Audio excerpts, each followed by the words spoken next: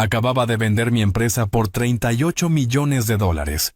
Y para celebrar mi jubilación, mi nuera Sofía me entregó una copa de mi vino favorito para hacer un brindis. Pero cuando giró su cuerpo ocultando momentáneamente la copa de la vista de todos, lo vi.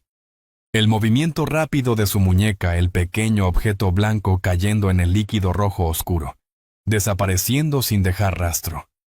En ese único instante congelado tuve 3 opciones: gritar y verla hacerse la víctima, beberlo, y caer en su trampa perfectamente tendida, o hacer algo completamente diferente.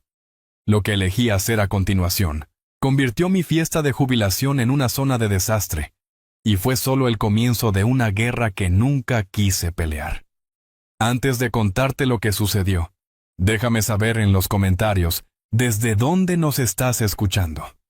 Y presiona ese botón de me gusta y suscríbete al canal La Furia de la Abuela, si crees que a veces los movimientos más silenciosos son los más mortales. Me llamo Héctor Bishop. Y a mis 71 años pensaba que las batallas más grandes de mi vida habían quedado atrás. Los extensos jardines de mi casa estaban llenos del murmullo bajo de una conversación educada, el tintineo de las copas y el aroma a dinero, dinero viejo y nuevo. La fiesta era un monumento al trabajo de mi vida. Bishop Dynamics, una firma tecnológica que construí desde cero en mi garaje. Pero mientras estaba de pie en la terraza contemplando la escena, no sentía alegría. Me sentía como un general inspeccionando un campo de batalla justo antes de que se dispare el primer tiro. Mi hijo Daniel no podía quedarse quieto. Se ajustaba la corbata constantemente como si fuera una soga, sus ojos buscando a su esposa cada pocos segundos, buscando aprobación, buscando dirección. Tenía mi apellido, pero no tenía nada de mi fuego.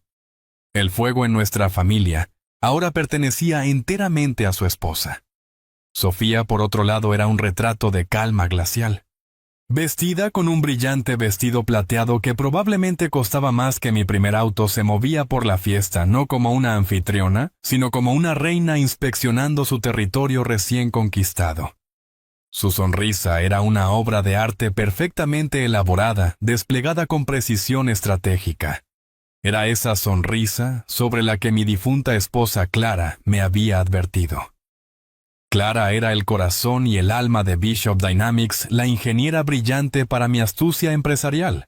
Ella podía leer el balance financiero de una persona y su alma con la misma precisión desconcertante. Hace años, poco después de que Daniel nos presentara a Sofía Clara, dijo algo que nunca olvidé. Estábamos sentados en esta misma terraza viendo el atardecer. Ella dijo: «Su encanto es un arma hermosa, Héctor. Solo asegúrate de que nunca apunte hacia nosotros». Yo lo había descartado como el escepticismo natural de una madre. Esta noche entendí que era una profecía. Observé al padre de Sofía Martín Prado, un hombre cuyos propios negocios se habían derrumbado bajo el peso de su incompetencia, presidiendo la corte junto al bar. Reía demasiado fuerte, bebía demasiado rápido, sus ojos brillando con la gloria reflejada de mi éxito. Él me miraba no como a un consuegro, sino como a su boleto de lotería ganador, y su hija estaba a punto de cobrarlo. El momento llegó como sabía que lo haría. Daniel golpeó una cuchara contra su copa pidiendo silencio. La multitud se calmó, sus rostros girando hacia mí. Entonces Sofía emergió sosteniendo una copa de vino perfecta. El vino era un Chateau Margaux, una cosecha que Clara y yo habíamos guardado para una ocasión especial.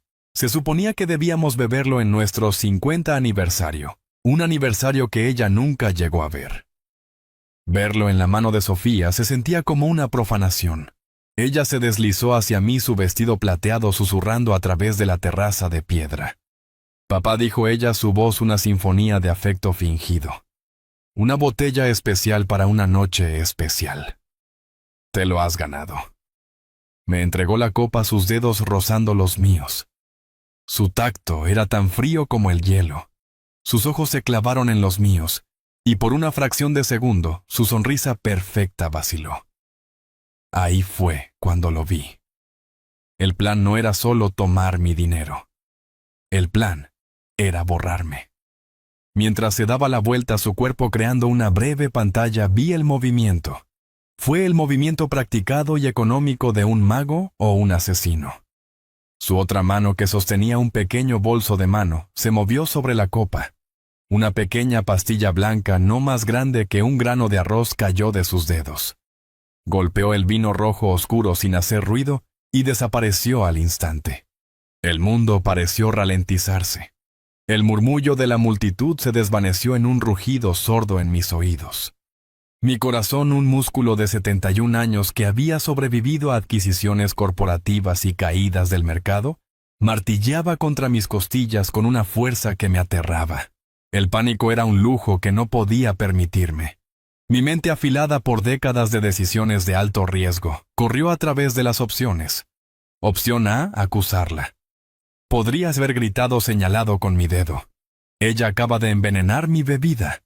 La fiesta estallaría en caos. Sofía habría derramado lágrimas perfectas acusándome de senilidad, de tener un trágico delirio paranoico relacionado con la edad. Daniel habría corrido a su lado, su rostro una máscara de dolor y vergüenza por su viejo y confundido padre. Me convertiría en el villano de mi propia historia, el viejo loco en la mansión. Me tendrían en una evaluación psiquiátrica por la mañana. Su trampa se cerraría, solo que de una manera diferente. Opción B, beberlo. Podría simplemente haber levantado la copa, brindado por mi propia muerte y tragado el veneno. Colapsaría, sufriría un derrame o un ataque al corazón, tal como estoy seguro de que sus médicos cuidadosamente elegidos diagnosticarían. Despertaría en una cama de hospital, si es que despertaba, convertido en un vegetal, mi fortuna y mi futuro en sus capaces y malévolas manos. Opción C. Rechazar la copa. Podría haber dicho simplemente no gracias y dejarla a un lado. Esto habría levantado sospechas, pero no habría probado nada. Solo habría retrasado lo inevitable. Simplemente lo intentarían de nuevo, tal vez con algo más sutil, algo que no vería venir. No. El juego me había sido revelado. El tablero estaba listo, y la única forma de ganar un juego es jugarlo. Mis ojos escanearon el área. Martín Prado, su padre, estaba a solo unos metros de distancia sosteniendo su propia copa de vino idéntico, que descansaba en la pequeña mesa a su lado. Un plan frío y terrible se formó en mi mente. Daniel seguía golpeando su copa, una sonrisa nerviosa pegada en su rostro. Si pudiera tener la atención de todos, comenzó su voz quebrándose ligeramente. Todos los ojos estaban en él, luego en mí. Esta era mi ventana. Unos pocos segundos, era todo lo que necesitaba. Mi mano, que había estado temblando ligeramente, se quedó perfectamente quieta. Alcancé una servilleta de lino en la mesa junto a la copa de Martín como para limpiarme los labios antes del brindis. Fue un gesto natural, casual. Mi brazo movió mi cuerpo creando una pantalla momentánea, tal como lo había hecho la de ella. Mi mano cubrió las dos copas por un solo segundo crítico. Fue un intercambio simple. Mi copa por la suya por la mía. La base de las copas tocó la mesa de piedra con un suave clic idéntico. Nadie se dio cuenta. Toda la maniobra tomó menos tiempo que un solo latido del corazón. Tomé mi nueva copa, su copa, y me giré para enfrentar a la multitud, una sonrisa serena en mi rostro. Por la familia, dije con mi voz clara y fuerte. Levanté la copa y miré directamente a Sofía, cuya propia sonrisa ahora irradiaba puro triunfo. Y por recibir todo lo que merecen. Tomé un pequeño y educado sorbo. Frente a mí, Martín Prado, su padre, tomó su copa, mi copa, con un gesto teatral. Por Héctor retumbó él, y bebió toda la copa de vino envenenado de un solo trago largo y codicioso. Comencé mi discurso hablando sobre los primeros días, sobre mis sueños, sobre Clara. Hablé durante aproximadamente 1 minuto, tal vez 2. Entonces, por el rabillo del ojo, vi a Martín comenzar a fruncir el ceño. Se llevó una mano a la sien como si tratara un repentino dolor de cabeza. Trató de decirle algo a la persona a su lado, pero las palabras salieron como un balbuceo espeso y confuso. Su rostro, momentos antes sonrojado por el éxito vicario, comenzó a caerse de un lado. La copa de vino se deslizó de sus dedos y se hizo añicos en la terraza. Luego colapsó su cuerpo golpeando la piedra con un ruido sordo y repugnante, y comenzó a convulsionar. La fiesta estalló en gritos. La gente retrocedía horrorizada. Daniel corrió al lado de Martín, su rostro pálido por el shock. Sofía se quedó congelada por un momento, su expresión triunfante cuajándose en una de total incredulidad. Se llamaron a los médicos, las sirenas aullaban a lo lejos. Mi fiesta de jubilación había terminado oficialmente. Mientras los paramédicos subían a Martín a una camilla, Sofía finalmente se movió. Se apresuró a seguirlos interpretando el papel de la hija angustiada. Pero justo antes de darse la vuelta para irse, sus ojos encontraron los míos a través de la caótica habitación, y en ellos no vi miedo ni preocupación por su padre. Vi una confusión fría y dura, y un destello de pura rabia no adulterada. Ella lo sabía. No sabía cómo, pero sabía que algo había salido terriblemente mal. El juego había comenzado. El sol salió a la mañana siguiente pintando el cielo en tonos de naranja y rosa, un espectáculo sereno que se sentía como una burla al caos de la noche anterior. Estaba en mi estudio, una habitación llena de libros y recuerdos, con una taza de café negro humeante en mi mano. No había dormido. El sueño era un lujo para los hombres con conciencias limpias o para los tontos. Yo no era ninguno de los dos. Había pasado la noche repitiendo cada detalle, cada mirada, cada palabra, endureciendo mi corazón para lo que estaba por venir. Cuando mi teléfono vibró sobre el escritorio de caoba pulida, la pantalla mostrando el nombre de mi hijo, no sentí sorpresa. Lo dejé sonar 3 veces antes de contestar una pequeña y mezquina muestra de control. Contesté con un simple y neutral Daniel. Su voz salió por el altavoz tensa y fina. Papá dijo: estoy en el hospital. Hubo una pausa practicada del tipo que usan los actores para transmitir una emoción profunda. Es sobre Martín. Es malo, papá. Es realmente malo. Permanecí en silencio, obligándolo a llenar el vacío. Tomó una respiración temblorosa. Los médicos dicen que fue un derrame masivo. Isquémico, creen. No entienden qué lo causó. Estaba bien un minuto y así al siguiente. Está estable pero no puede hablar, papá, y está paralizado de su lado derecho. Las palabras eran correctas, los detalles clínicos diseñados para sonar auténticos, pero la música estaba equivocada. No había alma en ello, solo el eco hueco de un guión siendo rectado. Podía imaginarlo de pie, en un pasillo tranquilo del hospital con Sofía a su lado, ensayando cada una de sus palabras. Luego vino la parte que estaba esperando, la verdadera razón de su llamada. Sofía está destrozada. Continuó su voz bajando a un susurro conspirador. Se está desmoronando por completo. Sigue pensando en la fiesta, en cómo sucedió tan rápido. Ella está preocupada de que alguien pueda haber hecho algo, papá. Ella piensa que alguien podría haber estado tratando de hacerte daño, y Martín bebió tu copa por error. Ella dijo que parecías un poco extraño toda la noche. ¿Notaste algo? ¿Alguien actuando raro cerca de la mesa de bebidas? No era una pregunta. Era una ciazna acusación envuelta en un manto de preocupación.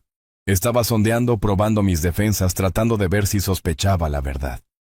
Me estaba dando la oportunidad de culpar a un enemigo fantasma, para convertirme en el viejo confundido y paranoico que tan desesperadamente necesitaban que fuera. Dejé que el silencio colgara en el aire un momento más.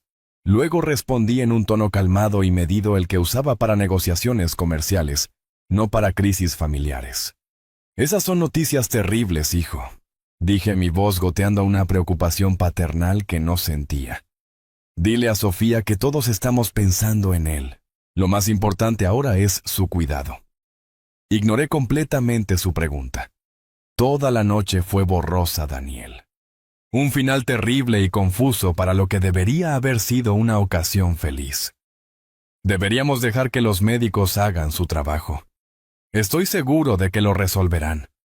Empezó a decir algo, pero lo interrumpí suavemente. Ya di una declaración preliminar a los oficiales que respondieron anoche. Estoy seguro de que querrán hablar con todos los que estaban cerca. Todos deberíamos cooperar plenamente. Escuché una brusca toma de aire en su lado de la línea. La palabra oficiales había dado en el blanco. Murmuró algo sobre tener que volver con Sofía y colgó. Coloqué el teléfono de nuevo en el escritorio. La guerra había comenzado y mi hijo acababa de confirmar en qué bando estaba. En el momento en que terminó la llamada con Daniel, una claridad profunda y escalofriante se asentó sobre mí. Ya no había lugar para la duda ni espacio para la esperanza persistente de que de alguna manera había entendido mal. Solo había la fría y dura certeza de la traición. El dolor por el hijo que había perdido, no por la muerte, sino por la debilidad, tendría que esperar. Ahora era el momento de actuar. Levanté el teléfono de nuevo, mis dedos marcando un número que sabía de memoria. Era la línea privada de Leo Rossi, mi director financiero durante más de 30 años. Él era más que un empleado. Era el guardián de mis secretos, un amigo leal y un hombre que entendía que en el mundo de las altas finanzas el sentimiento es una responsabilidad fatal. Contestó al primer timbre. Leo, soy Héctor. Dije con mi voz desprovista de cualquier emoción. Necesito que escuches muy cuidadosamente. Estoy invocando el protocolo de emergencia en todo mi patrimonio. Con efecto inmediato quiero una congelación total en todos los gastos no esenciales de todas las cuentas. Quiero una revisión detallada completa del acceso de Daniel, sus líneas de crédito y su historial de gastos de los últimos 5 años. Quiero cada transacción grande marcada, cada transferencia bancaria examinada. No más cheques en blanco, Leo. El banco de papá está oficialmente cerrado. Hice una pausa dejando que el peso de mis palabras se hundiera. Leo, siempre profesional, no hizo preguntas. Simplemente dijo, considéralo hecho, Héctor. Una cosa más, Leo, agregué caminando hacia las puertas de cristal que daban a la terraza.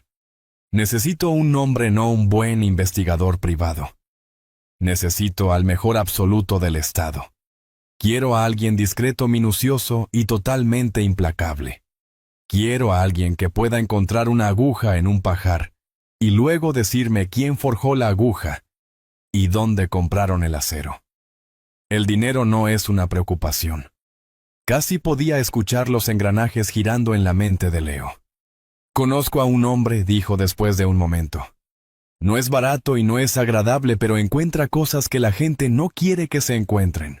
Perfecto, dije. Envíame sus detalles. Después de la llamada salí a la terraza.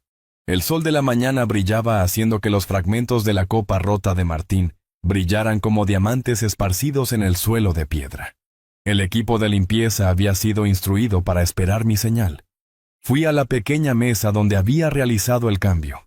Mi copa, de la que apenas había bebido, todavía estaba allí intacta entre los escombros de una fiesta que ahora se sentía como una escena de otra vida. Fui a la cocina y regresé con una bolsa grande y transparente con cierre hermético y un par de pinzas de acero inoxidable. Manejé la copa con la precisión desapegada de un investigador de la escena del crimen. Esta delicada pieza de cristal ya no era un recipiente para beber. Era evidencia. Era mi única prueba tangible, en un mundo que de repente se había convertido en una elaborada mentira. Era un testigo silencioso y me aseguraría de que tuviera la oportunidad de testificar. Mientras sellaba la bolsa, vi mi propio reflejo distorsionado en la superficie curva del cristal. El jubilado de sonrisa amable de las fotos de la fiesta se había ido. En su lugar había un hombre que no había visto en años, el hombre que construyó un imperio desde cero, el hombre que miró fijamente a los asaltantes corporativos y navegó por las traiciones de la sala de juntas, el hombre a quien mis enemigos solían temer. Había pensado que ese hombre se había ido enterrado bajo años de cómoda jubilación y la suave melancolía de la vida de un viudo. Estaba equivocado, no había desaparecido. Simplemente había estado inactivo esperando una guerra que valiera la pena pelear y Sofía, mi querida y asesina nuera, acababa de darle una. Mientras caminaba de regreso adentro sosteniendo la bolsa sellada, no sentí rabia ni fuego de venganza. Todo lo que sentí fue una resolución fría e inquebrantable. Esto ya no era una disputa familiar. Esto era una adquisición hostil, y la manejaría de la única manera que sabía. Protegiendo mis activos, reuniendo inteligencia y preparándome para desmantelar a mi enemigo pieza por despiadada pieza. Era tarde cuando llegó la segunda llamada. Estaba en mi estudio un vaso de té helado sudando sobre un posavasos en mi escritorio. Había pasado las horas desde mi llamada con Leo, en un estado de enfoque frío y silencioso, trazando mis siguientes pasos en un blog legal. Estaba construyendo una fortaleza de hechos y finanzas. Cuando el nombre de Sofía parpadeó en la pantalla, respiré hondo, compuse mis rasgos en una máscara de preocupación cansada, y contesté. El sonido que me recibió no fue una voz, sino un sollozo. Un sonido teatral desgarrador, diseñado para romper las defensas de cualquier suegro normal y cariñoso. Héctor. Ella se atragantó entre jadeos. Oh, gracias a Dios que contestaste. Yo no sabía a quién más llamar.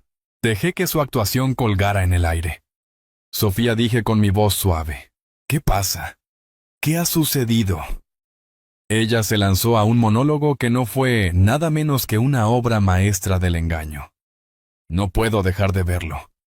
Héctor lloró, su voz quebrándose maravillosamente. Cierro los ojos y todo lo que puedo ver es a él cayendo. Los médicos están diciendo palabras como aneurisma y trombosis, pero nada de eso tiene sentido. Estaba bien. Tuvimos un almuerzo la semana pasada, se estaba riendo contando chistes. La gente no se desmorona así como así. No está bien. Su dolor se sentía meticulosamente ensayado, cada temblor en su voz perfectamente colocado. Si no supiera la verdad, podría haberme conmovido. En cambio, sentí una escalofriante sensación de admiración por su habilidad. Ella era una verdadera artista de la manipulación. Entonces ella entregó el núcleo de su historia, la brillante narrativa envenenada que había construido. He estado sentada aquí, dijo bajando la voz a un susurro, repasando todo una y otra vez en mi cabeza. Y entonces me golpeó. El brindis. Héctor, esa copa era para ti. Él estaba parado justo a tu lado. Debió haber tomado tu copa por error. Soltó otro sollozo, mezclado con un nuevo horror naciente. Oh, Dios mío, Héctor, alguien en esa fiesta quería hacerte daño. Deben haberlo hecho. Acabas de vender la compañía. Hay todo ese dinero. Tienes enemigos, rivales de negocios a los que has vencido a lo largo de los años. Alguien trató de envenenarte, y mi pobre y dulce padre lo bebió por error. Era una estrategia brillante. En un movimiento había desviado toda posible sospecha de sí misma, reposicionado a su padre en coma como un héroe trágico, y me había elegido como la víctima prevista, un papel que me haría dependiente de ella para consuelo y perspicacia. Me estaba probando, tratando de ver si me había tragado el anzuelo. Más que eso, estaba construyendo una coartada, una narrativa pública que podría comenzar a difundir al resto de la familia. Y Daniel, mi hijo, sin duda, estaba parado justo a su lado, escuchando en el altavoz, asintiendo a este cuento de hadas venenoso. Era hora de mi movimiento. Solté un suspiro pesado, fingiendo conmoción y confusión. Dios mío, Sofía, dije, mi voz temblando ligeramente. Yo ni siquiera me había permitido considerar eso. ¿Realmente crees que alguien haría algo tan monstruoso? Dejé que ella estuviera de acuerdo, dejé que elaborara su teoría por otro momento, haciéndola pensar que tenía el control total de la conversación. Incluso la elogié. Eres tan fuerte, dije. Ser capaz de pensar tan claramente en un momento como este es notable. Entonces inserté suavemente el cuchillo. Y Sofía, tienes toda la razón. No podemos descartar nada. Por eso estoy tan contento de haber sido completamente honesto con los detectives anoche. Hubo una pausa en el otro extremo de la línea solo por un segundo. El torrente de sollozos se detuvo. Cuando habló de nuevo, su voz había perdido su borde histérico, reemplazado por una nota nueva y más aguda de precaución. Los detectives. ¿Qué les dijiste? Todo, dije, manteniendo mi tono servicial e ingenuo. Les dije que era sospechoso. Les di la lista completa de invitados. Les dije que consideraran cada posibilidad. El detective Méndez, sin parentesco curiosamente, fue muy comprensivo. Dijo que tratarían la terraza como una posible escena del crimen. Mencionó que recolectarían todo para análisis forense. Huellas dactilares, fibras, pruebas químicas residuales en toda la cristalería, especialmente el vidrio roto. Dijo que en casos como este, con tanto dinero, repentinamente en juego no dejan piedras sin remover. Escuché una leve y brusca toma de aire. La máscara estaba de vuelta en su lugar en un instante. Oh, dijo ella con voz pequeña de nuevo. Bueno, eso es bueno. Me alegro de que estén siendo tan minuciosos. Pero lo había escuchado. El destello de puro y frío miedo en su voz. Había arrojado una piedra a su plácido lago de mentiras, y ahora podía sentarme y ver cómo se extendían las ondas. Después de la llamada con Sofía, un silencio tranquilo y pesado descendió sobre el estudio. La adrenalina de las maniobras de la mañana se había desvanecido, reemplazada por una emoción más fría y corrosiva: el arrepentimiento. No por lo que había hecho en la fiesta, sino por lo que había fallado en hacer durante años. Un enemigo que puedes ver es un problema simple. Un enemigo que lleva la cara de tu hijo y duerme en tu habitación de invitados. Eso es un fracaso del alma. Me recosté en mi silla de cuero, el aroma de libros viejos y cera para madera, un consuelo familiar. Y me obligué a caminar hacia atrás en el tiempo, no como un padre recordando vacaciones y cumpleaños, sino como un contador forense de mi propia estupidez, buscando las banderas rojas que tan voluntariamente había ignorado. Los recuerdos no llegaron como una inundación, sino como una serie de instantáneas agudas y dolorosas. Hubo una cena hace unos 6 meses, un domingo. Sofía había hecho su excelente solomillo Wellington. La conversación era ligera y fácil. Entonces, mientras recogía los platos, hizo una pausa, su expresión una mezcla perfecta de suave preocupación. Héctor había dicho: espero que esto no sea demasiado atrevido, pero ¿has pensado en actualizar tu testamento desde que Clara falleció?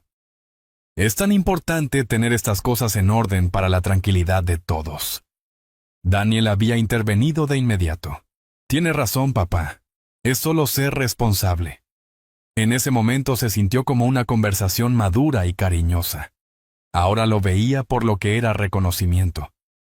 Estaban revisando el mapa de mi patrimonio buscando vulnerabilidades. Luego vino otro recuerdo solo unos meses después. Daniel me había llamado con tono serio. Quería hablar sobre un plan de atención médica integral. Usó frases como seguridad a largo plazo y proteger tu legado. La pieza central de su propuesta era que le otorgara un poder notarial médico. Por si acaso, papá había dicho con seriedad: estás tan sano como un roble, pero si algo sucediera, un accidente o una enfermedad, necesitaríamos poder tomar las decisiones correctas por ti, para protegerte de médicos que podrían no tener tus mejores intereses en el corazón. Lo hizo sonar como un acto de profundo amor. Ahora entendía que no estaban pidiendo el poder para proteger mi vida. Estaban pidiendo el poder para terminarla, o al menos terminar mi control sobre ella. Estaban tratando de obtener las llaves de mi jaula, y casi se las había entregado. Los peores recuerdos eran los financieros. El flujo interminable de oportunidades de inversión imperdibles, que Daniel me traía, sus ojos brillando con un optimismo desesperado. Un hotel boutique en Belice. Una startup tecnológica revolucionaria que era la próxima gran cosa. Cada propuesta se entregaba con entusiasmo, pero siempre con Sofía susurrando aliento en el fondo, validando cada impulso tonto. Los préstamos que le di, que había registrado en mi mente como apoyo a mi hijo, eran de hecho algo completamente diferente. No estaba financiando sus sueños. Estaba financiando su engaño, permitiendo su lujoso estilo de vida, pagando el mismo vestido que ella usaba cuando intentó envenenarme. Cada recuerdo era una pieza separada de un rompecabezas que me había negado a resolver. Una pregunta sobre un testamento. Una solicitud de poder legal. Un patrón de dependencia financiera. No eran eventos aislados. Eran pasos en una campaña. Un asedio lento y metódico diseñado para desgastarme, aislarme, despojarme de mi autonomía, hasta que no fuera más que un nombre en una cuenta bancaria. Y cuando ese proceso demostró ser demasiado lento para sus deudas crecientes, se habían movido a una solución más directa. El veneno en el vino no fue su primer movimiento. Fue el último. Fue el acto desesperado de depredadores que se habían cansado de rodear a su presa y habían decidido ir a la yugular. La realización aterrizó con la fuerza de un golpe físico. Mi amor por mi hijo no había sido un escudo para él. Había sido una venda para mí. Y ahora por primera vez podía ver todo claramente. La espera es la parte más difícil de cualquier guerra. Durante 2 días existía en un estado de animación suspendida un fantasma en mi propia casa. Me movía de una habitación a otra, el silencio amplificando la tormenta de pensamientos en mi cabeza. Había construido mi fortaleza de sospechas, pero era una estructura hecha de humo y memoria. Necesitaba una base de hechos. Necesitaba pruebas. La prueba llegó al tercer día, no con un solo trueno, sino como 2 rayos separados y devastadores. El primero llegó en forma de un correo electrónico seguro. El remitente aparecía solo como LR, las discretas iniciales de Leo Rossi. La línea de asunto contenía una sola palabra preliminar. Adjunto había un archivo encriptado. Lo abrí, mis manos firmes, mi corazón una piedra fría y pesada en mi pecho. El archivo contenía el primer informe del investigador privado, un hombre cuyo nombre no conocía y no quería conocer. El informe era conciso, clínico y totalmente condenatorio. Era una línea de tiempo de las actividades de Sofía, durante los últimos 6 meses, compilada a partir de huellas digitales y vigilancia silenciosa. Había fechas y horas de múltiples reuniones. 2 nombres en la lista destacaban. El primero era un tal doctor Alejandro Fuentes, un neurólogo cuya licencia médica había sido suspendida 2 veces, por lo que el informe denominaba vagamente evaluaciones de pacientes poco éticas. Se especializaba en el deterioro cognitivo relacionado con la edad. Sofía se había reunido con él 4 veces. El segundo nombre era una abogada, una mujer llamada Elena Reyes. El sitio web de su firma la anunciaba como especialista en leyes de cuidado de ancianos y litigios de tutela. En términos más simples, su trabajo era ayudar a las personas a tomar el control legal de los activos de sus parientes ancianos. Sofía se había reunido con la abogada Reyes 6 veces, con la reunión final teniendo lugar solo una semana antes de mi fiesta de jubilación. Las piezas encajaron con una precisión horrible. Esto no era solo un simple complot de asesinato. Era un ataque sofisticado de 2 frentes. El veneno era el plan A. Pero si eso fallaba, si yo sobrevivía pero quedaba impedido, tenían el plan B ya en marcha, un caso legal bien documentado para hacerme declarar mentalmente incompetente con un médico a sueldo, y una abogada depredadora listos para testificar. Mientras procesaba la pura audacia a sangre fría de su plan, mi línea telefónica privada, la que solo un puñado de personas tenía, comenzó a sonar. Era mi contacto en el laboratorio privado de toxicología. Un hombre cuya discreción había pagado generosamente a lo largo de los años. Héctor dijo con voz baja: «Tenemos los resultados de la muestra que enviaste». «Es interesante». Me preparé. «Interesante cómo?», pregunté. «Es un cóctel», explicó. «El agente principal es tetrodotoxina, una potente neurotoxina. La encuentras en el pez globo. Es algo desagradable. Causa parálisis, insuficiencia respiratoria, síntomas que pueden parecerse mucho a un derrame cerebral masivo». Sentí un escalofrío recorrer mi espalda a pesar del calor de la habitación. «Pero esa no es la parte inteligente», continuó. «Estaba mezclado con una dosis significativa de un bloqueador beta de alta potencia del tipo utilizado para tratar afecciones cardíacas graves.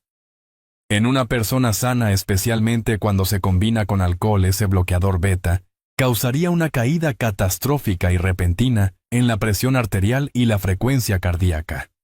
Imitaría un ataque cardíaco severo». Finalmente entendí.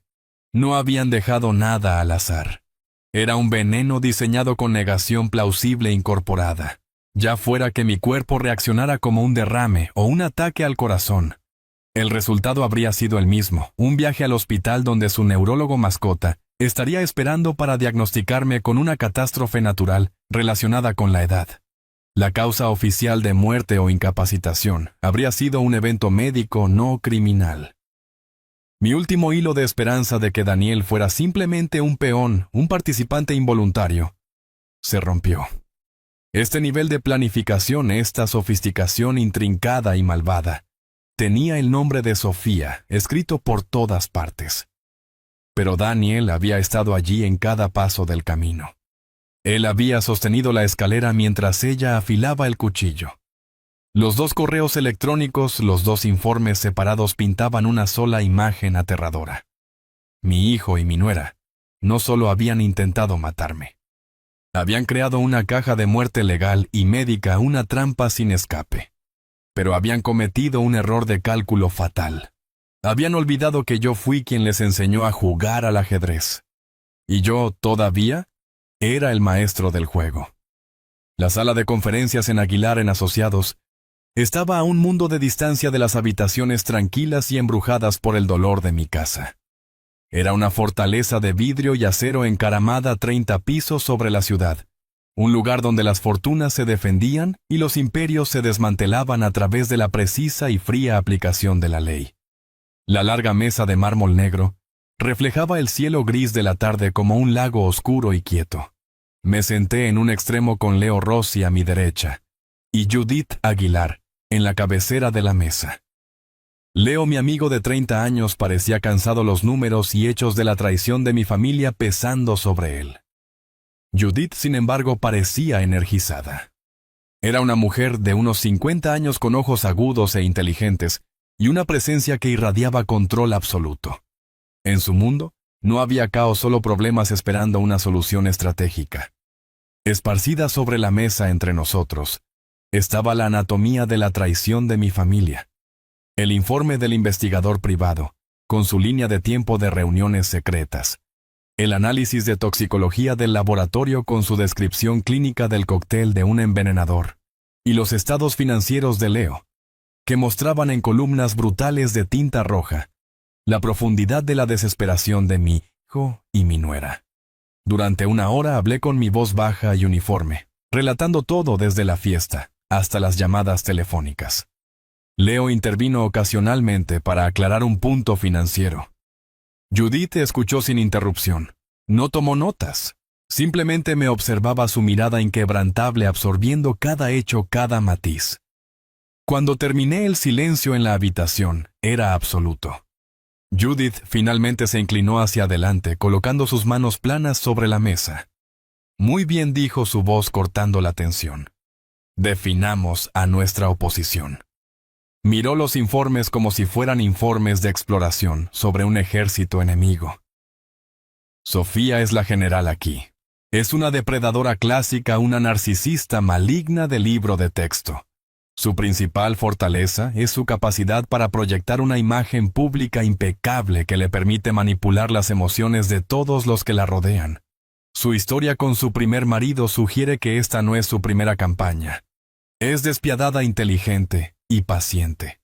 Hizo una pausa, luego una pequeña y fina sonrisa tocó sus labios. Su debilidad, sin embargo, es ese mismo narcisismo. Ella cree que es más inteligente que todos los demás. Se ha vuelto demasiado confiada. El intento fallido en la fiesta fue una apuesta, un movimiento inusualmente descuidado, impulsado por la desesperación financiera. Ahora está desequilibrada y por primera vez tiene miedo. Luego dirigió su atención a mi hijo. Daniel, dijo, su tono suavizándose ligeramente, pero solo un poco. Daniel no es el general. Él es el arma que Sofía empuña. Toda su vida ha vivido a tu sombra, Héctor. Sofía ha explotado esa inseguridad magistralmente. Se ha convertido en la fuente de su validación. Su debilidad es su absoluta dependencia de su aprobación. Él es el eslabón débil en su cadena.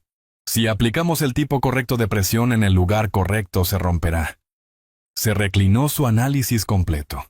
Fue la evaluación más brutal y precisa de mi familia que jamás había escuchado. Luego me miró directamente, sus ojos clavándose en los míos. Entonces, Héctor, la pregunta aquí no es qué podemos hacer. Legalmente, con esta evidencia puedo hacer arrestar a Sofía por intento de asesinato para el final del día. Podemos filtrar los informes financieros y arruinarlos públicamente. Tenemos una docena de formas diferentes de destruirlos.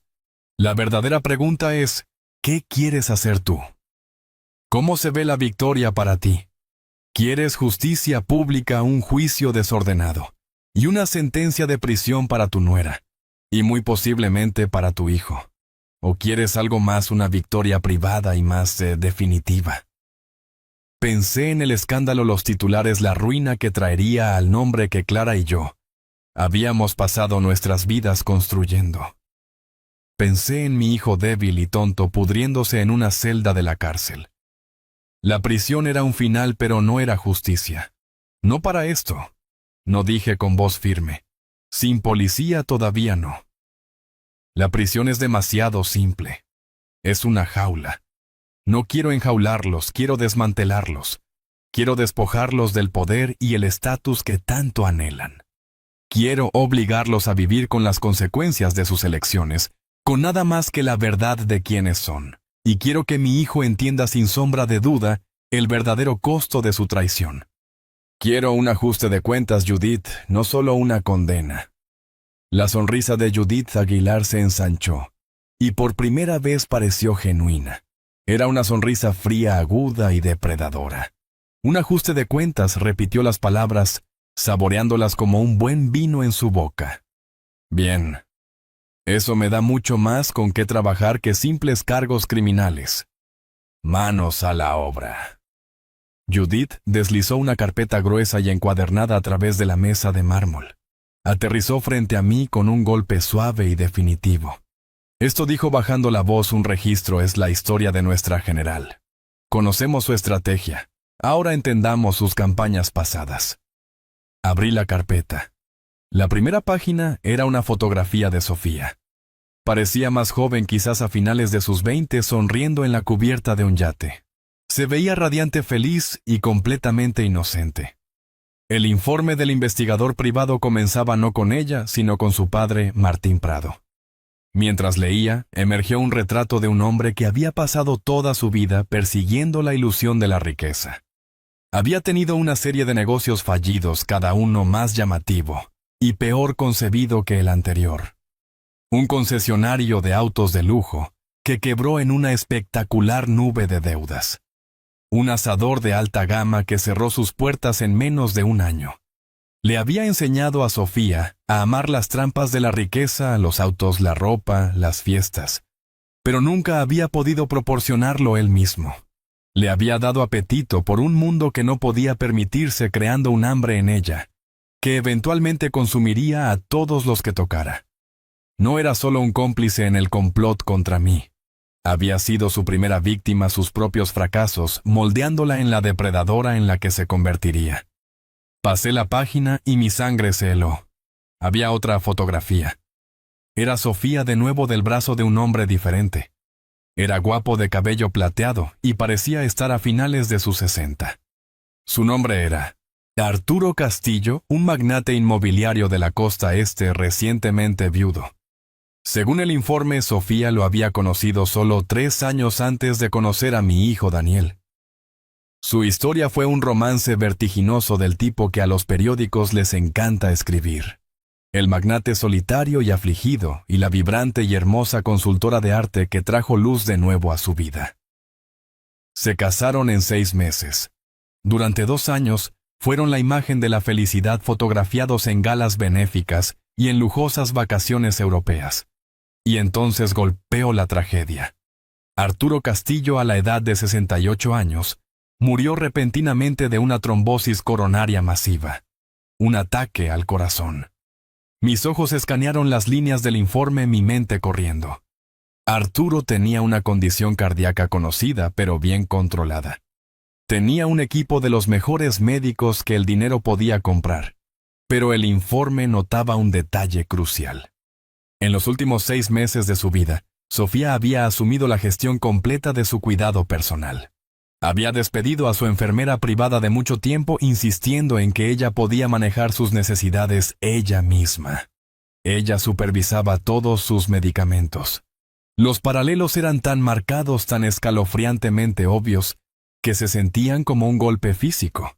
Un hombre con una condición cardíaca, una muerte repentina e inesperada, una joven esposa dejada a cargo. El informe de toxicología de mi copa de vino brilló en mi mente. El bloqueador beta, un fármaco diseñado para causar un evento cardíaco catastrófico. Esta no era una jugada nueva que ella estaba ejecutando. Era una vieja, una exitosa. Las consecuencias de la muerte de Arturo fueron igual de reveladoras. Sus hijos de su primer matrimonio, profundamente sospechosos de su nueva madrastra, habían impugnado el testamento. Siguió una batalla legal desordenada. Al final Sofía se había ido con un acuerdo de $5 millones. Una suma sustancial, pero una fracción de la fortuna Castillo que probablemente esperaba. El informe incluía un análisis financiero que mostraba cómo había quemado ese dinero durante los siguientes 2 años. Los apartamentos de lujo, el guardarropa de diseñador, los viajes en primera clase que había mantenido el estilo de vida de la esposa de un multimillonario con el presupuesto de un millonario. Y cuando el dinero comenzó a agotarse, ella había salido a cazar de nuevo. Esta vez había puesto su mira en un premio mayor, una familia con una estructura más simple, y un hijo que sabía que podía controlar. Esta vez nos había encontrado a nosotros. Cerré la carpeta, el rostro de Arturo Castillo grabado en mi memoria. Esta no era una historia de codicia. Este era un modelo de negocio. El objetivo mayor y rico. El romance vertiginoso, la cuidadosa infiltración en su vida y la estrategia de salida fatal final. Yo no era su primero. Solo se suponía que yo sería el más rentable. Leo soltó un silbido bajo. Una viuda negra dijo con la voz apenas un susurro. Judith simplemente asintió con expresión sombría. No estamos tratando con una aficionada codiciosa. Héctor dijo suavemente. Estamos tratando con una profesional. Esto cambia las reglas del enfrentamiento. Miré la cara sonriente de Sofía en la fotografía. Y finalmente, entendí la verdadera naturaleza del mal que había entrado en mi casa. Clara no solo había visto un defecto en el carácter de Sofía, había visto un monstruo. Y ahora yo también lo estaba viendo. Después de que la escalofriante historia del primer matrimonio de Sofía se asentara en la habitación, Judith señaló hacia Leo. La historia de un depredador es una parte de la ecuación, dijo con su voz ahora fría y clínica. La otra es el motivo, y el motivo en casos como este es casi siempre sobre dinero.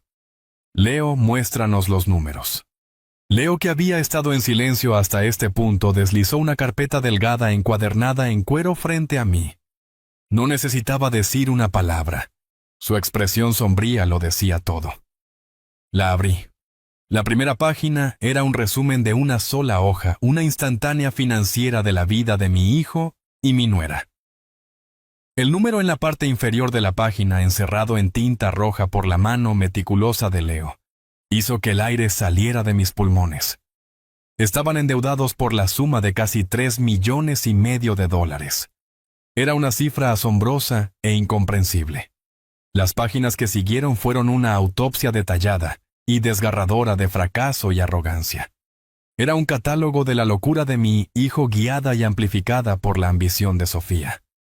Hubo una pérdida desastrosa de $1.5 millones en una serie de inversiones en criptomonedas. El informe incluía impresiones de los sitios web, todos prometiendo retornos garantizados y tecnología revolucionaria. Era el tipo de estafa brillante y de alta tecnología que un inversor experimentado detectaría a una milla de distancia, pero para un hombre desesperado por demostrar que era un visionario, debió parecer un atajo hacia el éxito de su padre. Luego estaba el retiro de bienestar. Otro $1 millón hundido en una propiedad en el desierto de Arizona, destinado a ser un oasis de 5 estrellas para los ricos y estresados. Los folletos que Leo había incluido eran hermosos. La realidad, señalaba el informe, era un edificio a medio terminar, una montaña de facturas impagas y una serie de demandas de contratistas y proveedores. Y luego estaba la deuda de su propio estilo de vida. Fue una muerte por 1000 cortes. Una hipoteca sobre una casa en expansión, que no podían pagar, una segunda hipoteca sobre un condominio de esquí en Aspen. Arrendamientos de 2 autos deportivos alemanes y los estados de cuenta de las tarjetas de crédito, página tras página de ellos. Se leían como un directorio de cada marca de lujo en Rodeo Drive. Gucci, Prada, Rolex.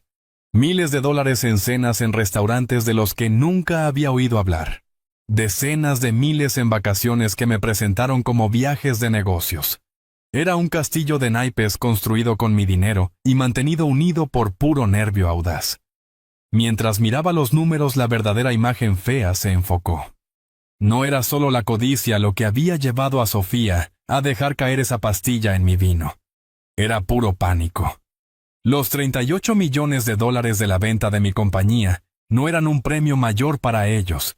No era para un futuro de yates y jets privados. Era un salvavidas. Era el dinero que necesitaban para tapar los enormes agujeros en su barco que se hundía antes de que ambos se ahogaran en un mar de deudas y demandas. Estaban contra la pared. El ataque a mi vida no fue un acto de ambición. Fue un acto de desesperación.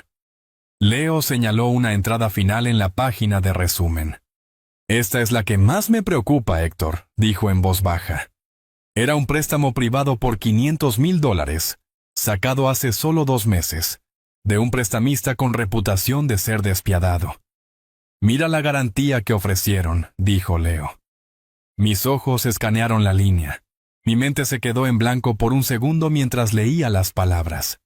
La garantía que habían usado era una carta falsificada supuestamente firmada por mi administrador de patrimonio, garantizándoles una participación mayoritaria en mi patrimonio tras mi muerte o incapacitación legal. El veneno no se trataba solo de heredar los 38 millones. Se trataba de activar la garantía de un préstamo que estaban a punto de incumplir. Mi vida, mi muerte se había convertido en una partida en su contabilidad desesperada y patética. Y supe con una certeza que me heló hasta los huesos que había llegado el momento de equilibrar los libros. Después de que Leo terminó los números, y los hechos colgaron en el aire fríos y afilados, como fragmentos de vidrio Judith, y Leo me miraban esperando una orden, una decisión estratégica. Pero en ese momento no era un CEO en una sala de juntas. Solo era un padre que había fallado. Saqué mi teléfono y deslicé las fotos, hasta encontrar la que estaba buscando. Era una foto de Daniel tomada hace 15 años en un viaje de pesca. Sostenía una trucha pequeña y brillante, su sonrisa tan amplia que amenazaba con partirle la cara en 2. Sus ojos brillaban con un orgullo simple y sin complicaciones. No era el heredero de un imperio en esa foto. Solo era un niño orgulloso de algo que había logrado por sí mismo. Una ola amarga de arrepentimiento me invadió tan poderosa que casi me quitó el aliento. ¿A dónde se fue ese niño? ¿Y qué papel jugué yo en su desaparición? Pasé mi vida construyendo Bishop Dynamics. Trabajaba 18 horas al día, tomaba vuelos nocturnos y vivía en un estado de desfase horario perpetuo. Me dije a mí mismo que lo hacía por él, por su futuro. Estaba construyendo un legado que él heredaría algún día. Qué tonto monumental fui. Le di todo lo que el dinero podía comprar: las mejores escuelas, los autos más rápidos, un fondo fiduciario que lo aisló de las duras realidades del mundo. Le di una vida sin lucha y al hacerlo le robé la oportunidad de desarrollar carácter. Estaba tan ocupado enseñándole los principios de los negocios que olvidé enseñarle a ser un hombre. Le enseñé a leer un balance general, pero no a leer el carácter de una persona. Construí una red de seguridad de dinero tan gruesa que nunca aprendió a pararse sobre sus propios pies. Recuerdo las rodillas raspadas y los desamores de la secundaria. No estuve allí para la mayoría de ellos. Estaba en salas de juntas en Tokio o cerrando tratos en Frankfurt. Llamaba, por supuesto. Enviaba dinero. Pensé que eso era suficiente. Pensé que eso era lo que hacía un buen padre, un padre exitoso. Compré su afecto. Pagué por su comodidad. Pero nunca me gané realmente su respeto, porque nunca le mostré cómo respetarse a sí mismo. Creé un vacío en el alma de mi hijo, un espacio hueco que dolía por validación, por alguien que le dijera que era más que solo el hijo de Héctor Bishop. Y entonces llegó Sofía. La vi como una mujer segura y ambiciosa que finalmente encendería un fuego en él que lo haría más fuerte. Estaba tan ciego. Ella lo vio exactamente por lo que era: un hombre hueco con una llave de oro macizo a un reino. No necesitaba amarlo, solo necesitaba validarlo. Elogiaba sus terribles ideas de negocios. Aplaudía sus gastos imprudentes. Le decía que era un visionario, un genio incomprendido. Ella llenó ese espacio vacío dentro de él, y al hacerlo tomó posesión de su alma. Se volvió completamente dependiente de ella, un títere que bailaba al son de su ambición. Él no era su socio. Era su primera y más esencial adquisición. Mirando la foto del niño sonriente con el pez, y luego los números fríos y duros de su fracaso en la mesa, finalmente entendí la verdad devastadora. Sofía es un monstruo, una viuda negra que se aprovecha de los débiles. Pero mi hijo abrió la puerta y la invitó a nuestras vidas. Él se la mantuvo abierta mientras ella plantaba su veneno en el corazón de nuestra familia. Ella pudo haber cargado el arma y apuntado a mi cabeza, pero Daniel le entregó las balas. Eligió su validación sobre el amor de su padre. Eligió sus mentiras sobre una vida de verdad. Y ese es un fracaso que nos pertenece a ambos. Esa es una verdad que tendré que cargar por el resto de mis días. Justo cuando estaba absorbiendo el peso de mis propios fracasos como padre, el teléfono de Judith vibró en la mesa pulida. Una notificación silenciosa. Ella la miró, su expresión ilegible. «Parece que nuestro investigador acaba de enviar su actualización final», dijo con calma girando la pantalla de su laptop hacia mí. «Parece que hemos encontrado los últimos eslabones de la cadena». En la pantalla había dos piezas de evidencia simples, pero devastadoras. La primera era una captura de pantalla de un recibo digital. Era de una farmacia en línea sospechosa con sede en un pequeño país caribeño, un lugar que se especializaba en vender medicamentos recetados sin receta. La compra realizada 3 semanas antes de la fiesta, y pagada con una tarjeta de débito prepaga, era para un suministro de 3 meses del bloqueador beta, exacto de alta potencia, encontrado en mi copa de vino. La dirección de envío era un apartado postal privado que Sofía había abierto bajo un nombre falso. Era el equivalente digital de un arma humeante. Un vínculo directo e innegable entre ella y la mitad del cóctel venenoso. La segunda pieza de evidencia era aún más condenatoria. Era una lista de reservas de un restaurante de sushi de renombre mundial e imposiblemente exclusivo en el centro. Un lugar famoso por una delicia particular, fugu, el pez, globo venenoso, un plato que los chefs deben tener una licencia especial para preparar la fuente de la tetrodotoxina. Sofía y su padre, Martín Prado, habían cenado allí 5 veces en los 2 meses previos a la fiesta. 5 veces. No era una cena informal. Era una misión. Desearía poder imaginarlos sentados en el mostrador pulido Sofía, encantando al chef haciendo preguntas, tal vez incluso obteniendo una pequeña muestra letal bajo el pretexto de curiosidad culinaria. Juntas, las dos piezas de evidencia contaban la historia completa.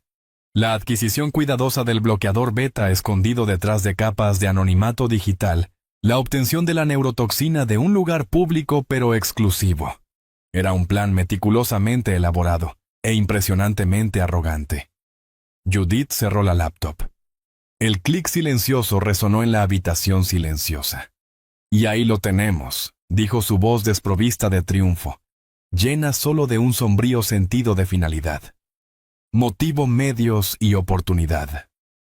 Tenemos una cadena de evidencia completa e ininterrumpida desde sus crímenes pasados hasta sus intenciones actuales, desde sus reuniones secretas hasta el veneno mismo. La red está cerrada, Héctor. Tenía razón. El tiempo de reunir inteligencia había terminado. La fase de reaccionar a sus movimientos había terminado. Todas las piezas estaban en el tablero.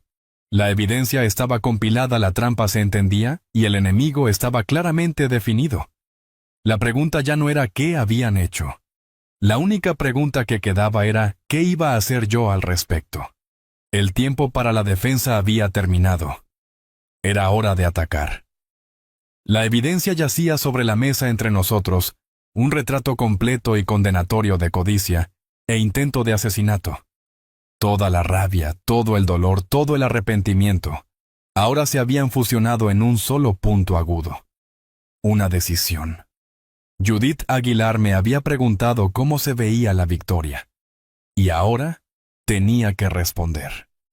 Por un largo momento miré por la ventana hacia la ciudad abajo, un testamento extenso de ambición y consecuencia. Podía hacer una llamada telefónica, solo una, y todo el peso impersonal del sistema de justicia descendería sobre mi familia. Lo imaginé con perfecta claridad. Las luces intermitentes fuera de su casa. Sofía despojada de su vestido de diseñador, siendo llevada esposada a su rostro una máscara de rabia desafiante para las cámaras de noticias. Los medios descenderían como buitres festejando sobre el cadáver de nuestra familia. El apellido Bishop, el nombre que Clara y yo habíamos construido como un símbolo de integridad e innovación, se convertiría en sinónimo de escándalo, veneno y traición. Sería la historia principal durante semanas. Y Daniel, mi hijo, mi tonto y roto hijo, sería arrastrado con ella. Sería etiquetado como cómplice, un monstruo de voluntad débil, que conspiró para matar a su propio padre. Cambiaría sus trajes caros por un mono de prisión, su vida total e irrevocablemente destruida. ¿Y para qué? Para que la sociedad pudiera ver que se hacía justicia. Sofía se convertiría en una sensación mediática, un monstruo con el que los tabloides se obsesionarían. De una manera retorcida, le daría la atención que anhelaba. La haría infame. Pero ¿qué le enseñaría a Daniel? Nada. Simplemente lo aplastaría, extinguiendo la última pequeña brasa del niño que una vez sostuvo un pez con una sonrisa orgullosa y pura. Ese camino era una amputación. Era rápido, brutal y final. Pero se sentía mal. Se sentía demasiado fácil para Sofía y demasiado destructivo para lo que quedaba de mi hijo. Pero había otro camino, un camino más tranquilo, más frío y más difícil. No se trataba de perdón. El perdón era imposible. Se trataba de un tipo diferente de justicia. Una justicia que no solo castigaba, sino que corregía. Una justicia que no solo destruía, sino que desmantelaba pieza por dolorosa pieza. No quería ver a Sofía en un tribunal haciéndose la víctima para un jurado comprensivo. Quería ver la mirada en sus ojos cuando se diera cuenta de que el viejo tonto del que había tratado de deshacerse la había superado sistemáticamente, que su intrincada red de mentiras se había desenredado y que todo su mundo estaba a punto de ser embargado. Quería que se fuera con nada más que el sabor amargo de su propio fracaso. Y Daniel no quería que un juez lo sentenciara. Quería que él se sentenciara a sí mismo. Quería obligarlo a pararse en los escombros de la vida que había elegido y mirar su propio reflejo sin Sofía allí, para decirle quién ser. Quería darle una última elección imposible, encontrar una manera de reconstruirse a sí mismo de las cenizas de su propia debilidad, o ser consumido por ellas. Era una esperanza escasa, tal vez una esperanza de tontos, pero era lo único a lo que el padre en mí tenía para aferrarse. Me aparté de la ventana y miré a Judith y Leo. No dije con mi voz tranquila, pero firme la decisión finalmente tomada. No llamaremos a la policía. No les daremos la satisfacción de un espectáculo público. Me encontré con la mirada aguda de Judith. No quiero destruirlos en un tribunal. Quiero llevarlos a la bancarrota moral, financiera y espiritualmente. Quiero dejarlos con nada más que el peso total de sus consecuencias. Dijiste que podías trabajar con un ajuste de cuentas. Démosles uno que nunca olvidarán. Esa noche me fui a casa desde la oficina de Judith, con una estrategia, pero mi corazón era un campo de batalla. La decisión de no llamar a la policía se sentía correcta, pero era una carga solitaria y pesada de llevar. Me encontré vagando por los pasillos tranquilos de mi casa, deteniéndome finalmente en la puerta del estudio de Clara. No había cambiado nada desde que falleció. Sus libros todavía alineaban los estantes, sus bolígrafos favoritos todavía descansaban en el secante de su escritorio antiguo. Era un museo de una vida, un tributo a la mujer que había sido mi verdadera socia, en todos los sentidos de la palabra. Me senté en su silla, el cuero fresco contra mi piel, y pasé mi mano sobre la madera lisa y desgastada del escritorio. Mis dedos rozaron una pequeña imperfección casi invisible, en el tallado adornado de un cajón del escritorio. Era un compartimento secreto que Clara me había mostrado hace años, un lugar donde guardaba cosas que consideraba verdaderamente privadas. Me había olvidado por completo de él. Con un suave empujón, el pequeño panel se abrió con un clic. Dentro, anidado en una cama de terciopelo descolorido, había una sola unidad USB plateada pequeña. Mi corazón comenzó a latir con fuerza. Se sentía como encontrar un mensaje en una botella, una voz de un mundo que pensaba que se había ido para siempre. La llevé a mi propio estudio, mis manos temblando mientras la conectaba a mi laptop. Solo había un archivo en la unidad. Era un documento de texto simple llamado «Para Héctor». Hice clic para abrirlo y la pantalla se llenó con la fuente familiar y directa que Clara siempre usaba. La carta comenzaba sin sentimentalismos. Mi queridísimo Héctor leía: «Si estás leyendo esto, significa que el arma hermosa finalmente ha sido apuntada hacia nosotros y ya no estoy a tu lado para ayudarte a verla. Por favor, no te enojes conmigo por esto. He estado observando a Sofía durante años.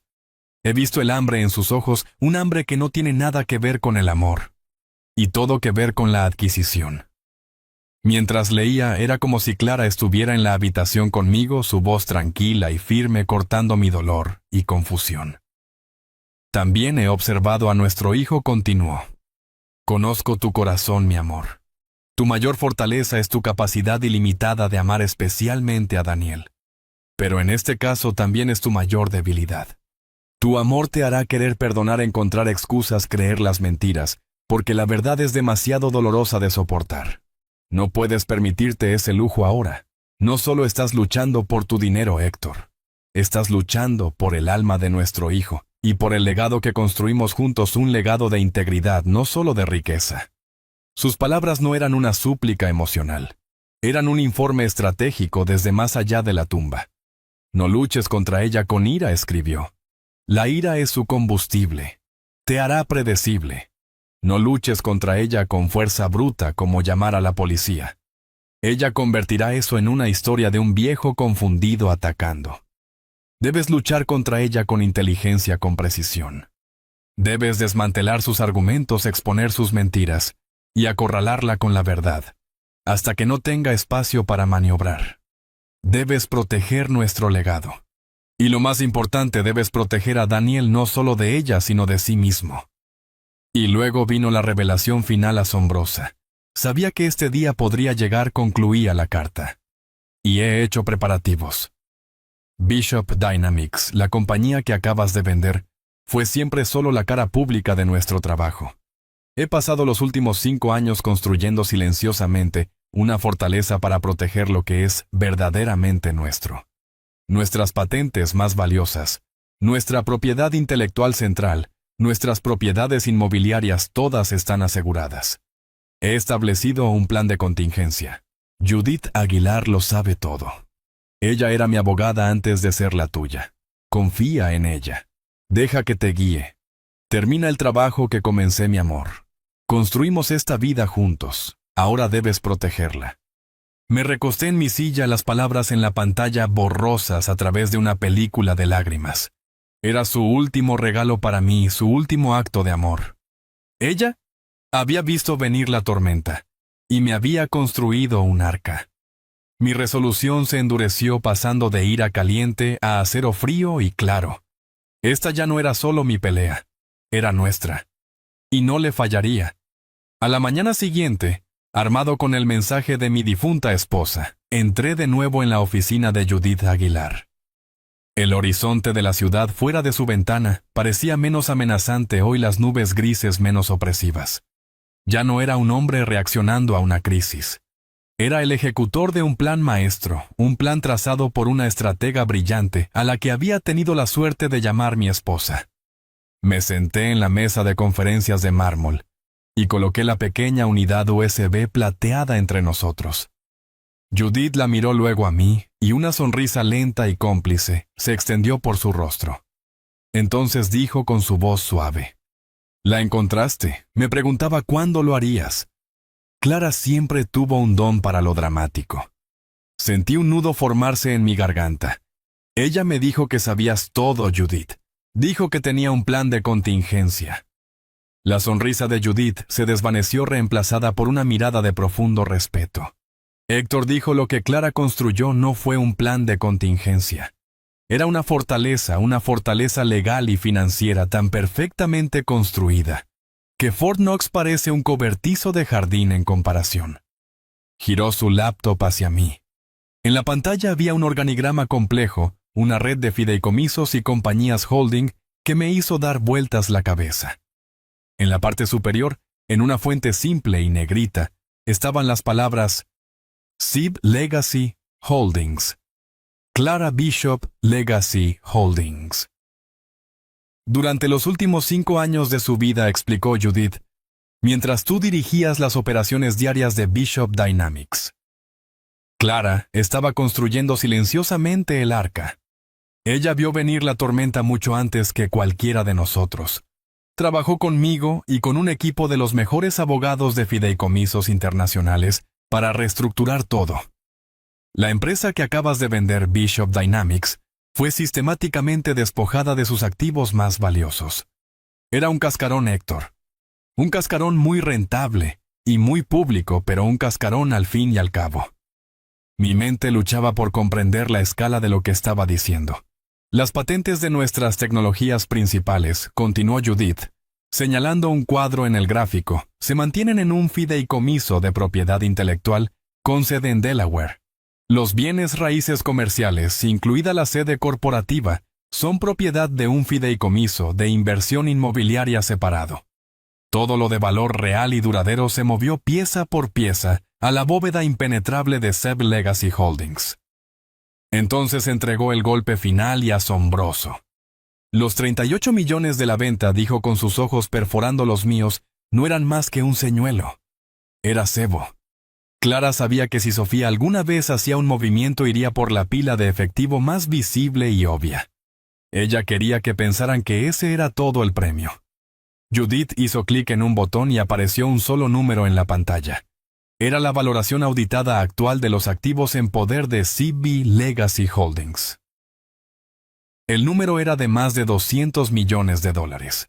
Lo miré sin palabras. Mi esposa, mi tranquila y brillante Clara, no solo había anticipado el ataque, había preparado la trampa perfecta para él. Había construido una empresa fantasma para que la persiguieran una pila de efectivo brillante para distraerlos mientras el verdadero tesoro, el trabajo de nuestra vida, estaba escondido a salvo. No solo estaba mirando una estructura legal, estaba mirando el testamento final del amor de mi esposa. Era un amor que no era solo emocional, sino estratégico. Un amor que todavía me protegía. Todavía me guiaba incluso desde más allá de la tumba.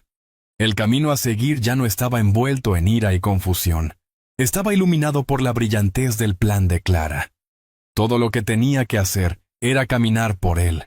Con la fortaleza de Clara a mi espalda y la estrategia de Judith en mi mente, el tiempo de observación pasiva había terminado. Era hora de ir a cazar. Era hora de tender la trampa. Me senté en mi estudio durante 1 hora completa, ensayando el papel que estaba a punto de interpretar. Practiqué poner un ligero temblor en mi voz, una nota de confusión cansada. Fue la actuación más repugnante y necesaria de mi vida. Finalmente levanté el teléfono y marqué el número de mi hijo. Contestó al tercer timbre su voz plana e impaciente. «Hola. Daniel, hijo. ¿Eres tú?», dije dejando que mi voz sonara frágil, un poco perdida. «Mis disculpas, este teléfono nuevo es tan complicado». Hubo un suspiro audible en su extremo. «Soy yo, papá. Está todo bien». Dejé que una larga pausa colgara en el aire. «No estoy seguro, hijo, no estoy seguro», dije con mi voz pesada de tristeza fabricada. «He estado pensando mucho desde ese terrible asunto con Martín en la fiesta. Te hace darte cuenta de lo frágil que es todo. Un minuto estás aquí y al siguiente». Dejé que mi voz se apagara. Pude escuchar el cambio en su tono al instante. La molestia aburrida y obediente se había ido reemplazada por un interés agudo y enfocado. El pez estaba mordiendo el anzuelo. Estaba revisando algunos papeles viejos esta mañana. Continué mi testamento. Está tan desactualizado escrito cuando tu madre todavía estaba con nosotros. Necesito asegurarme de que tú y Sofía estén debidamente atendidos. No quisiera que hubiera complicaciones. ¿Entiendes? Quiero que todo sea simple para ti». La respuesta de Daniel fue inmediata, su voz ahora goteando falsa preocupación. Por supuesto, papá. Esa es una idea muy sabia. Absolutamente deberíamos arreglar eso. No te preocupes por nada. Mi abogada Judith tiene los documentos, dije agregando un toque de confusión. Creo. Ella dijo que sería mejor si todos nos reuniéramos, solo para firmar los papeles finales y hacer todo oficial, para mi tranquilidad.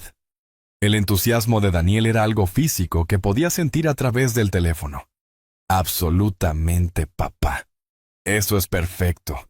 Podemos estar allí en cualquier momento. Solo dinos cuándo y dónde. Sofía y yo despejaremos nuestras agendas. Colgó el teléfono sin preguntar una sola vez cómo me sentía. No le importaba mi salud. No le importaba mi tranquilidad. Solo le importaba la firma. El cebo había sido tomado. La trampa estaba lista. Ahora todo lo que tenía que hacer era esperar a que los lobos entraran en ella. El día de la reunión llegó con un cielo frío y despejado. Entré en la sala de conferencias de la oficina de Judith Aguilar exactamente 10 minutos antes. Se veía igual que hace una semana. El mismo vidrio y acero, la misma mesa de mármol. Pero hoy se sentía diferente. Ya no era una sala de guerra. Era un escenario. Y el acto final estaba a punto de comenzar.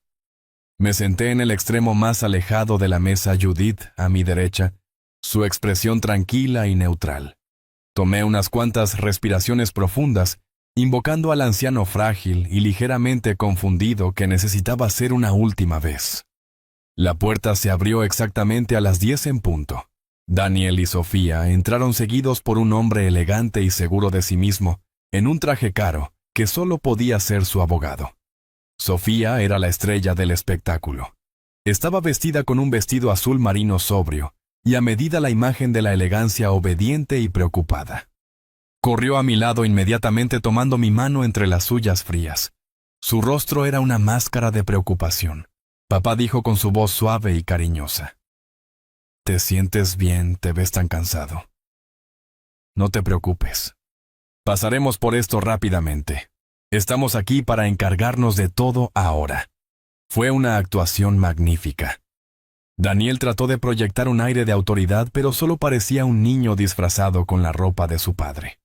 Me dio una palmadita brusca e incómoda en el hombro. «Papá, este es nuestro abogado, el señor Gálvez», dijo señalando al hombre detrás de él. «Él nos guiará a través del papeleo. Todo es muy estándar, muy sencillo». Me permití parecer un poco abrumado, parpadeando lentamente, mientras su abogado extendía una gruesa pila de documentos sobre la mesa frente a mí. «Tantos papeles», murmuré entrecerrando los ojos hacia ellos. Mis ojos no son lo que solían ser. Miré a mi hijo y a su esposa. Gracias por venir a ambos. Es un gran consuelo saber que están aquí para ayudarme a manejar las cosas. Los observé, el hijo preocupado y la nuera amorosa. Eran buitres vestidos de luto rodeando lo que creían que era un animal moribundo. Intercambiaron una pequeña mirada triunfante, un destello de victoria compartida tan rápido que pensaron que nadie lo vería. Pero yo lo vi. Y en ese momento cualquier rastro persistente de lástima que tenía por mi hijo se evaporó. Se veían tan confiados, tan seguros de su triunfo. No tenían idea de que no estaban en una firma para hacerse cargo de mi vida. Estaban en la lectura de su propio testamento financiero. Su abogado, el señor Gálvez, se aclaró la garganta, el sonido resonando ligeramente en la habitación silenciosa. Se ajustó los gemelos de oro y sonrió una sonrisa que era todo dientes y nada de calidez. Era la sonrisa de un tiburón a punto de alimentarse. «Muy bien, Héctor», comenzó con su voz resumando, un tipo condescendiente de amabilidad del tipo que uno podría usar con un niño pequeño asustado. «Hagamos esto lo más simple posible. No hay necesidad de preocuparse por la jerga legal». Palmeó la gruesa pila de papeles frente a él. «Lo que tenemos aquí es un acuerdo de tutela estándar. Es una herramienta legal diseñada para protegerlo, para salvaguardar sus activos y asegurar su bienestar, ahora que está entrando en una fase nueva y más relajada de la vida». Lo observé con mi rostro convertido en una máscara cuidadosamente construida de concentración aturdida.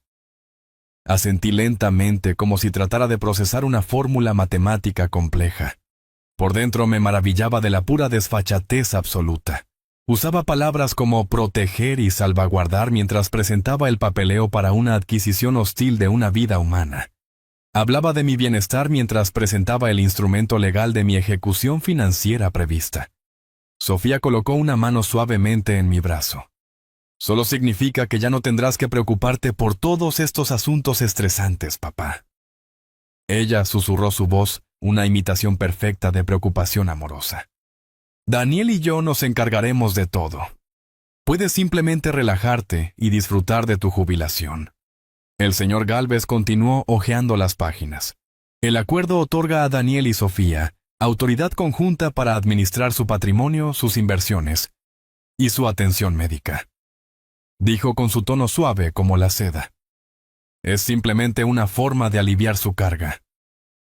Asegura que todas las decisiones se tomen con sus mejores intereses en el corazón por las personas que más lo aman. Miré de su rostro elegante y confiado a la sonrisa beatífica de Sofía, y luego a mí, que miraba los documentos con una mirada hambrienta y desesperada en sus ojos. Habían practicado esto. Cada palabra, cada gesto era parte de una obra cuidadosamente ensayada. Finalmente el señor Gálvez extrajo una sola página y la colocó directamente frente a mí junto a una pesada pluma estilográfica chapada en oro. Así que si solo firma aquí en la página final, Héctor dijo con su voz brillante de anticipación, podemos hacerlo todo oficial y dejar que continúe con su día. La habitación quedó en silencio. El único sonido era el leve zumbido del tráfico de la ciudad 30 pisos más abajo. Toda su planificación, todas sus mentiras, todo su veneno y engaño habían llevado a este único momento. Mi firma. El último clavo en el ataúd que tan amorosamente habían construido para mí.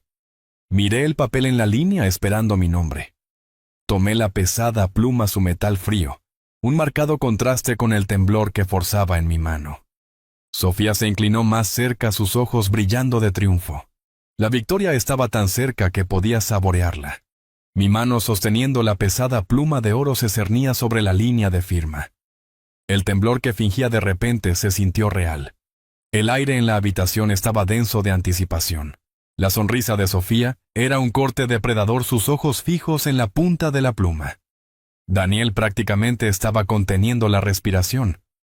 Su abogado, el señor Gálvez, se recostó en su silla con una mirada presumida y satisfecha en su rostro. Estaban a segundos de la victoria. Y ahí fue cuando Judith Aguilar habló. En realidad dijo su voz perfectamente calmada, cortando el silencio como el bisturí de un cirujano. No creo que necesites firmar eso, Héctor. Todos se congelaron. La sonrisa de Sofía vaciló. Daniel parpadeó confundido. El señor Gálvez se inclinó hacia adelante, su expresión cambiando de presunción a irritación. Perdón, dijo bruscamente. Este es un procedimiento legal estándar. Judith lo miró no con desprecio, sino con una especie de leve lástima profesional. Lo que tiene ahí, señor Gálvez, dijo señalando su pila de papeles, es una pieza de ficción expertamente redactada, pero finalmente irrelevante. Se basa en un malentendido fundamental de la realidad financiera de mi cliente. Sin otra palabra, presionó un botón en un pequeño control remoto. Una gran pantalla descendió silenciosamente del techo detrás de ella, cobrando vida con un zumbido. Un organigrama complejo, el que me había mostrado, llenó la pantalla. En la parte superior, en letras claras y negritas, estaban las palabras CB, Legacy Holdings. Daniel entrecerró los ojos ante la pantalla. ¿Qué es esto?, preguntó con una nota de inquietud en su voz. Sofía no dijo nada, sus ojos entrecerrados, tratando de comprender lo que estaba viendo. Esto, Daniel, dijo Judith, poniéndose de pie, y usando un puntero láser para rodear el nombre en la parte superior, es el verdadero patrimonio de la familia Bishop. La compañía que vendió tu padre, Bishop Dynamics, era simplemente una subsidiaria. Una entidad de cara al público.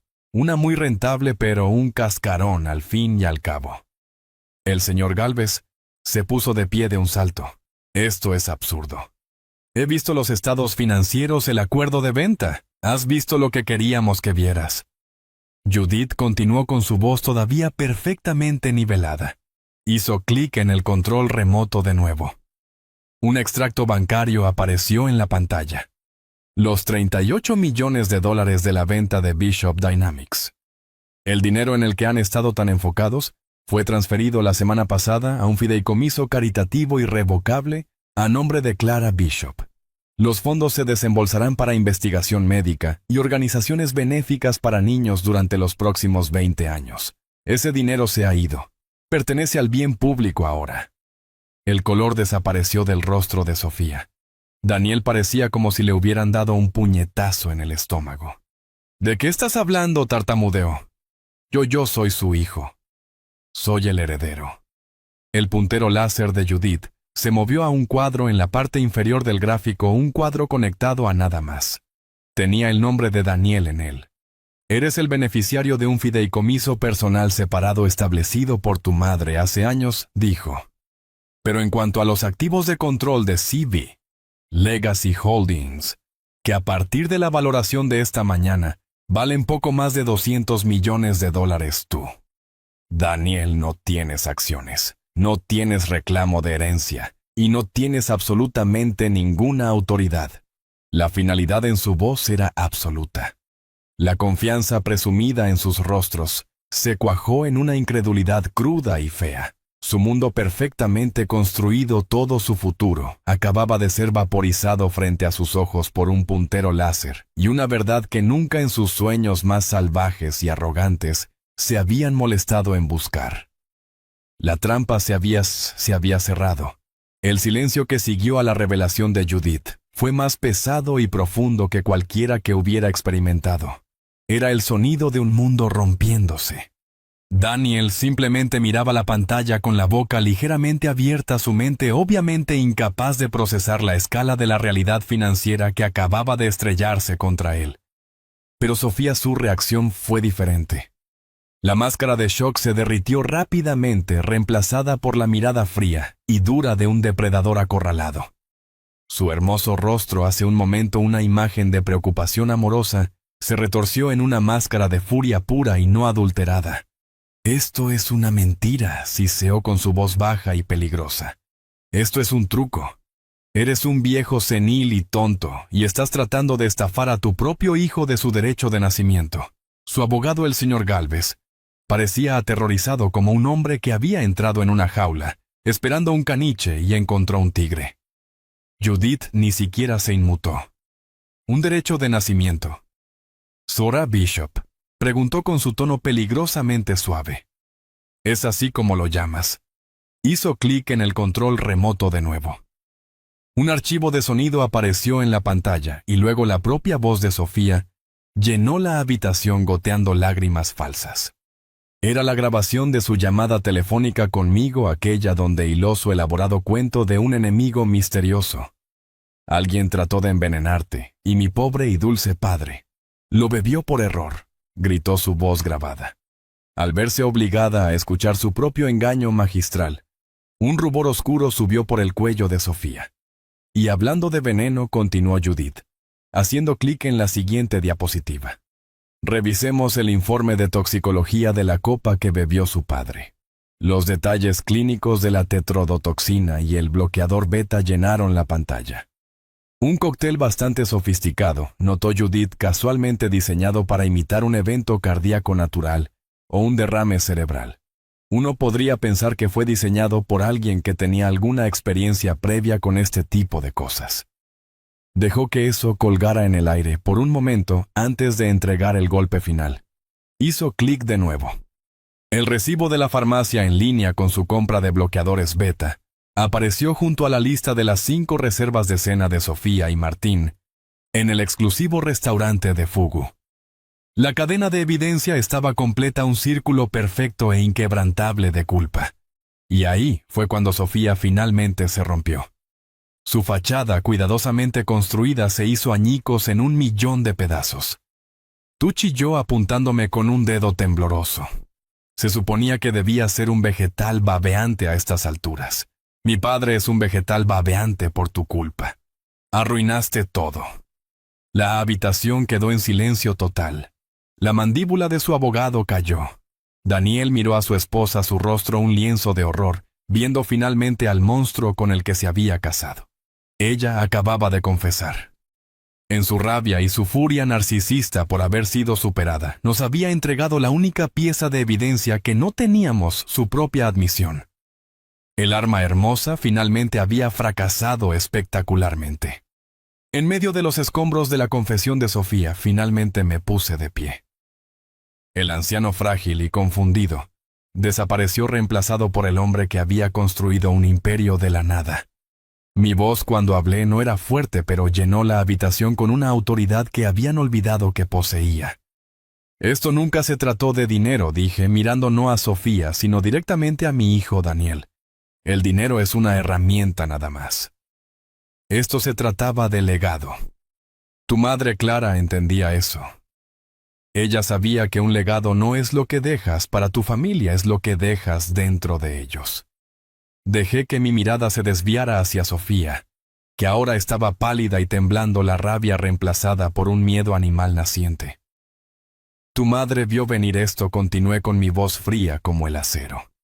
Ella vio la oscuridad en Sofía mucho antes que yo, y pasó los últimos años de su vida construyendo un arca para salvar nuestro legado del diluvio, que sabía que venía.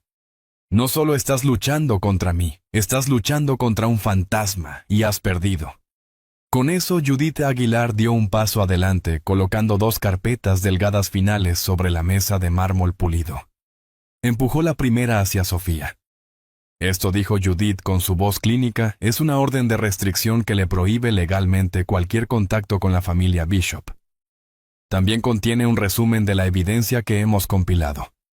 No estamos presentando cargos criminales en este momento, con la única condición de que firme este acuerdo de confidencialidad y desaparezca de sus vidas permanentemente. Si se niega, o si alguna vez viola estos términos, el archivo completo va al fiscal del distrito. Luego empujó la segunda carpeta hacia mi hijo. Y esto, Daniel, es para ti. Él la abrió con manos temblorosas.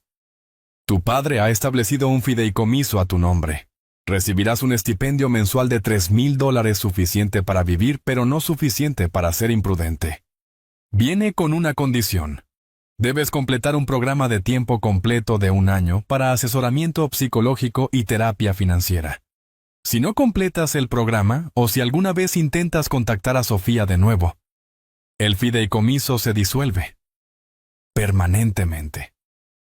Sofía agarró el brazo de Daniel, sus ojos salvajes. Pero él se la quitó de encima, un destello de algo, tal vez vergüenza, tal vez claridad en sus ojos por primera vez. Sin otra palabra, se dieron la vuelta y salieron de la habitación, su abogado corriendo detrás de ellos como un perro. Se fueron no con una explosión, sino con un gemido. Me quedé en la habitación silenciosa, las luces de la ciudad comenzando a brillar fuera de la ventana. No sentí alegría ni triunfo, solo una profunda y tranquila paz. La guerra había terminado, el legado de Clara estaba a salvo, y un nuevo capítulo no escrito de mi vida apenas comenzaba. Toda esta terrible experiencia me enseñó una lección dolorosa pero poderosa. La verdadera riqueza no es el dinero que acumulas, sino la integridad que proteges. Durante años pensé que mantener a mi hijo era lo mismo que prepararlo para el mundo. Estaba equivocado. Le di una red de seguridad de riqueza cuando debería haberlo ayudado a construir una columna vertebral de carácter. Mi difunta esposa Clara entendió esto. Su increíble previsión fue su último acto de amor, demostrando que una verdadera asociación trasciende incluso la muerte. Me enseñó que a veces debes convertirte en un guerrero para proteger la paz que una vida de amor ha construido. Esta fue la elección más difícil de mi vida, pero una que tuve que tomar para proteger el legado de mi familia. ¿Qué hubieras hecho tú?